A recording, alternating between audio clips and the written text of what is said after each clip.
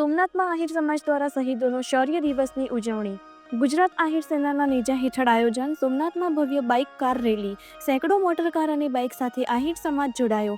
સોમનાથ અને ભાલકા તીર્થમાં ભવ્ય ધ્વજારોહણ. શોભાયાત્રામાં માજી કેબિનેટ મંત્રી જવાહર ચાવડા, પ્રદેશ કોંગ્રેસ ઉપપ્રમુખ હીરાભાઈ જોટવા સહિત આહિર સમાજના મોભીઓ જોડાયા. સમગ્ર ગુજરાતમાંથી આહિરો સોમનાથ ખાતે ઉમટી પડ્યા. ગુજરાત આહિર સેના દ્વારા 114 આહિર જવાનોની યાદમાં આયોજન. સોમનાથ ભાલકા ખાતે શૌર્ય દિવસની ઉજવણી. આહિર સમાજ વેરાવળથી સોમનાથ અને સોમનાથથી ભાલકા સુધી બાઇક અને કાર રેલી યોજાઈ. રિપોર્ટર જગદીશ આહિર, ગીર સોમનાથ. 18 નવેમ્બર ચીનના યુદ્ધમાં આહિર સૈનિકો જે શહીદ થયા એમની યાદમાં દર વર્ષે વીરાંજલિ અર્પિત કરવામાં આવે છે.